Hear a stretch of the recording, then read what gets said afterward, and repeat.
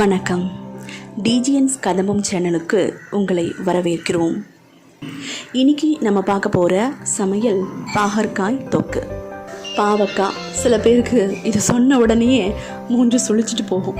ஏன்னா கசப்பான ஒரு வெஜிடபிள்.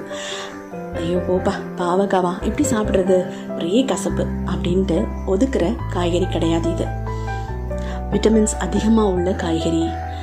டெய்லி நம்ம இந்த பாவக்காவை எடுத்துக்கிட்டோன்னா கூட நமக்கு டயபெட்டிஸுங்கிறது அந்த மாதிரி ஒரு சில நோய்கள் நம்மளை அண்டவே அண்டாது. இப்போது நாம் இருக்கிற சுச்சுவேஷனுக்கு பாகற்காய் மாதிரி ஒரு வெஜிடபிள்ஸை வாரத்தில் 2-3 நாளைக்காவது நம்ம உணவில் சேர்த்துக்கிறது ரொம்ப ரொம்ப நல்லது. இதில் இருக்க சத்துக்கள் பார்த்திங்கன்னா vitamin A, B, C, B12, அயன்னு, பொட்டாசியம், மெக்னீஷியம், இந்த மாதிரி நிறைய சத்துக்கள் கலந்த ஒரு வெஜிடபிள். ஸோ இந்த மாதிரி ஒரு ஹெல்த்தியான ஃபுட்டை நம்ம கண்டிப்பாக எடுத்துக்கணும் உணவில். சின்ன பிள்ளைங்க பார்த்திங்கன்னா பாவக்காய்னு வேண்டவே வேண்டாம் அப்படின்னு சொல்லிடுவாங்க. ஏன்னா அது கசப்பு, எனக்கு வேண்டாம் அப்படின்னு சொல்லிடுவாங்க. ஸோ அந்த மாதிரி விட்டுறாதீங்க. அவங்களுக்கு சொல்லுங்கள், இதோட நன்மைகளை சொல்லுங்கள், சாப்பிட்டா உடம்புக்கு எவ்வளோ நல்லதுன்னு சொல்லுங்கள். சின்ன பிள்ளையிலேருந்தே அவங்களுக்கு பழக்கப்படுத்துங்க. பாகற்காயை உணவில் கண்டிப்பாக சேர்த்துக்கங்க. பாகற்காயில் பார்த்திங்கன்னா நம்ம ஜூஸ் சாப்பிட்லாம், வறுத்து சாப்பிடலாம், குழம்பு செஞ்சு சாப்பிடலாம். இப்படி நிறைய வெரைட்டி சமையல் செய்து நம்ம சாப்பிடலாம். குழந்தைங்களுக்கு இதை கண்டிப்பாக கொடுங்க. குழந்தைங்க மட்டும் இல்லை, எந்த ஏஜ் இருக்கிறவங்களும் நம்ம சாப்பிடலாம். இப்போ பார்த்திங்கன்னா பாவக்காய் வந்துட்டு நம்ம கடையில் போய் வாங்குகிறோம். சம்டைம்ஸ் நம்மளால் வாங்க முடியறதில்ல. இந்த மாதிரி இப்போது நம்ம வீட்டில் இருக்கிறப்போ பார்த்திங்கன்னா ஒரு சின்ன தொட்டியில் கூட ஒரு 4 விதை நம்ம பாவக்காய் கடையிலேருந்து வாங்கிட்டு வந்து அதுலேருந்து ஒரு 4 விதை எடுத்து போட்டால் கூட சீக்கிரமாக பலன் கொடுக்குற ஒரு கொடி இது. வீட்லேயே நம்ம வளர்த்து அதுலேருந்து நம்ம பறித்து ஃப்ரெஷ்ஷாக சாப்பிட்ற பாவக்காய் மாதிரி கிடைக்கவே கிடைக்காது கண்டிப்பாக. இதில் பார்த்திங்கன்னா வெள்ளை கலரில் இருக்கும், பச்சை கலரில் இருக்கும், மிதிப்பாவன் இருக்கும், வெரைட்டிஸ் இருக்குது. மிதிப்பாவெல்லாம் பார்த்திங்கன்னா ரொம்ப கசப்பு இருக்கும், ஆனால் ரொம்ப ரொம்ப நல்லது நம்ம உடம்புக்கு. சரிங்களா? ஸோ கண்டிப்பாக பாகற்காயை டெய்லி கூட எடுத்துக்கோங்க, வாரத்தில் 2 நாள் கூட எடுத்துக்கோங்க. இன்றைக்கி பாகற்காய் தொக்கு எப்படி செய்வது அந்த வீடியோ தான் இன்றைக்கி நாங்கள் அப்லோட் பண்ணியிருக்கிறோம். பாருங்கள், சமைச்சு சாப்பிடுங்க. வாங்க வீடியோக்குள்ளே போகலாம். நல்லெண்ணெய் தான் யூஸ் பண்ணுறேன் பாவக்காய்க்கு. ஒரு 100 கிராம் நல்லெண்ணெய் ஊற்றிக்கலாம் தாராளமாக.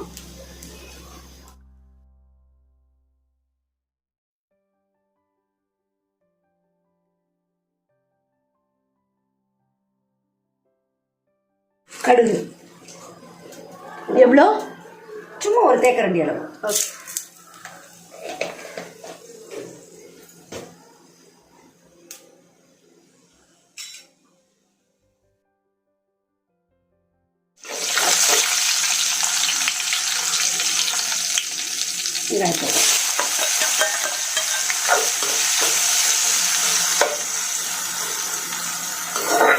எவ்வளோ வெங்காயம் சொன்னீங்க? 150. கருவேப்பிலையெல்லாம் நான் போடலை, கருவேப்பிலை கிடைக்கல, அதான் உண்மை. இப்பயும் சொன்னேன், வெங்காயம் போடும்போது இந்த காய்க்கு தக்கப்படியான உப்பு நான் சேர்த்துருவேன். அதில் ஞாபகத்தில் வச்சுக்கணும். நீங்கள் போட்டால் இல்லை, நான் பிறகு தான் போடுவேன்னா நீங்கள் பிறகு கூட போட்டுக்கலாம். அளவுக்கு தக்கன உப்பு போட்டுக்கலாம். நான் ஆரம்பத்திலேயே போட்டுருவேன். அதனால சொல்கிறேன், போடுறது ஞாபகத்தில் வச்சுக்கணும். சும்மா ஒரு தேக்கரண்டி உப்பு போட்டால் போதும். ஏன்னா அது குழம்பு கிடையாது, தொக்கு மாதிரி தான் உள்ளே போதும். பாவக்காய் தொக்கு. அதனால் இதுக்கு நான் தக்காளி போட மாட்டேன், புளி ஊற்ற மாட்டேன். வெறுமனே இந்த காய், வெங்காயம், மஞ்சள் பொடி இதில் தான் வதக்குவேன். இந்த மஞ்சள் பொடி கண்டிப்பாக ஒரு சுத்திக்கு மஞ்சள் பொடி போட்டே ஆகணும். ஏன்னா இது பாவக்காய். தண்ணி துளியேனும் ஊற்ற மாட்டேன், புளியும் ஊற்ற மாட்டேன், தயிரும் ஊற்ற மாட்டேன். வெறுமனே வெங்காயம், உப்பு பொடி, மஞ்சள் பொடி, இதில் தான் எண்ணெய், இதில் தான் இந்த பாவக்காய் வதங்கும்.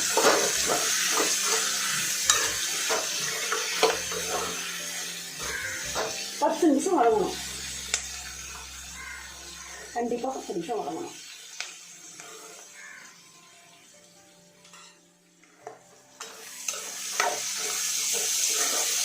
நான் தண்ணி ஊற்றலை, தக்காளி போடலை, வெறும் மஞ்சள் பொடி, உப்பு, வெங்காயம் இதில் தான் இந்த பாவக்காய் வதங்கியிருக்கு. அப்பப்போ கிண்டி விட்டுக்கணும். அப்பப்போ மிளகாத்தூள் போட போகிறேன், சும்மா ஒரு தேக்கரண்டி.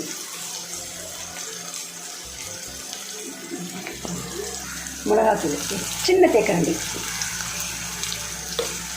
எத்தனை போடணும்? இவ்வளோ இந்த மாதிரி 2 போட்டால் போதும். இது மாதிரி 2. ஏன்னா அது தண்ணியாக வைக்க மாட்டோம் இல்லையா, தண்ணி சேரவே சேராது அதில். ஆகையினால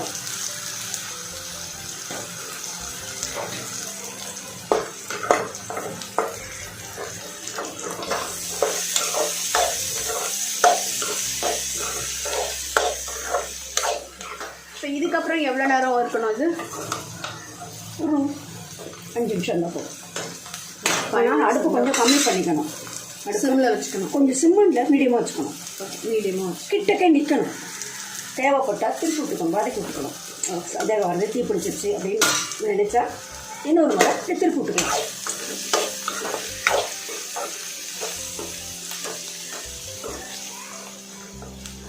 இதை கிண்டி விடுறேன் பாருங்கள், நல்லா வந்துருச்சு பாவக்காய். இதுவும் உடையாமல் தான் இருக்குது பார்த்துக்கோங்க.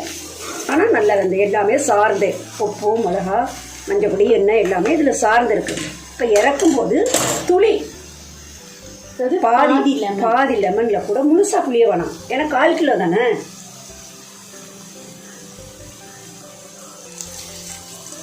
அப்போ பாதி லெமனில் பாதி புளிச்சா போதும். ஏன்னா புளிப்பு நிறைய இருக்கும்ல, அதனால போதும்.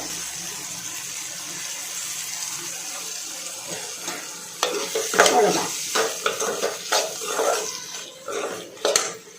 1 நிமிஷம் ஃபுல்லாக வச்சுக்கலாம் சிலிண்டரை, கேஸை. ஒரே 1 நிமிஷம் நல்லா கிண்டி விட்டுட்டு அதுக்கப்புறம் ஆஃப் பண்ணிக்கலாம். அவ்வளோதான், முடிஞ்சிருச்சு. ஒரு ஸ்பூன் நெய் போட்டு ஸ்டவ் ஆஃப் பண்ணுறேன். இறக்கியாச்சு. இப்போது நம்ம சாப்பிட வேண்டியது தான். வாங்க சாப்பிடலாம். பாவக்காய் 1/4 கிலோ, ஒரு 150 வெங்காயம் நல்ல பொடிசாக பாவக்காய் தனியாக, வெங்காயம் தனியாக அரிஞ்சு வச்சுக்கணும். ஒரு பாத்திரம் வைக்கும்போது, வானொலி அடுப்பில் வைக்கும்போது 100 கிராம் எண்ணெய் இல்லைன்னா 50 கிராம் ஊற்றிக்கலாம். 50 கிராம் எண்ணெய் ஊற்றிக்கலாம். 1/4 கிலோ தானே, 50 கிராம் ஊற்றிக்கலாம். நான் கடலை எண்ணெய் தான் உபயோகம் பண்ணுறேன். வெங்காயத்தை போட்டுடணும். ஃபஸ்ட்டு வெங்காயம் வதக்கிட்டு இருக்கும்போதே இந்த பாவக்காய்க்கு வேணுங்கிற உப்பை அதில் தூவிக்கணும், சீக்கிரம் வதங்கிடும். அதுக்காக தான். பிறகு மஞ்சப்பொடி, கண்டிப்பாக ஒரு சிட்டிகை மஞ்சப்பொடி போடணும் பாவக்காய் அதனால். அப்புறமா அரைக்காடு முழுசாக வதங்கக்கூடாது, வெங்காயம் கொஞ்சம் வதங்கினா போகிறோம். அப்போ பாவக்காயை போட்டு திரும்ப நல்லா வதக்கி ஒரு 10 நிமிஷம் மூடிக்கணும். அடுப்பை சிம்மில் வச்சிடணும். வதக்கி விட்டுட்டு 10 நிமிஷம் பொறுத்து வேணும்னா நடுவு ஒரு தடவை கிண்டி விட்டுக்கலாம். ஏன்னா அடுப்பு சிம்மில் தான் வைக்கிறோம், வேணுங்கிற போது கிண்டி விட்டுக்கலாம். அப்புறமா மிளகாத்தூள் எப்படி சொல்கிறது, ஒரு 1.5 கரண்டி தீக்கரண்டி போட்டுக்கலாம். 1.5 கரண்டி மிளகா போட்டுக்கலாம். வதக்கிட்டு நான் புளி ஊற்ற மாட்டேன், தயிர் ஊற்ற மாட்டேன். அப்புறம் இதை வதங்கி இதை மிளகாத்தூளம் போட்டு நல்லா வதங்கினதுக்கு பிறகு பாதி எலுமிச்சம்பழம் வதக்கி ஒரு தேக்கரண்டி நெய் விட்டு இறக்கிடுவேன்.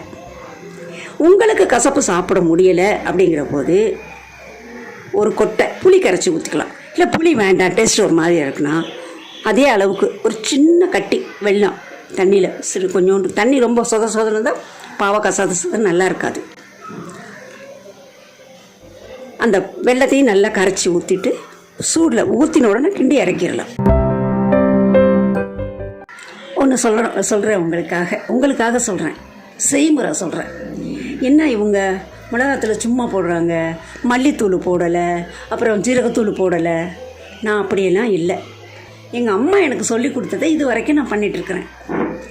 மிளகா, மல்லி, சீரகம், சோம்பு, முழு மஞ்சள், பெருங்காயம், கடுகு, இவ்வளோ தான் அதில் சேர்ப்பேன். நானும் பருப்பு அது இதெல்லாம் நான் சேர்க்க மாட்டேன். இதை மொத்தமாக காய வச்சு அரைச்சிடுவேன்.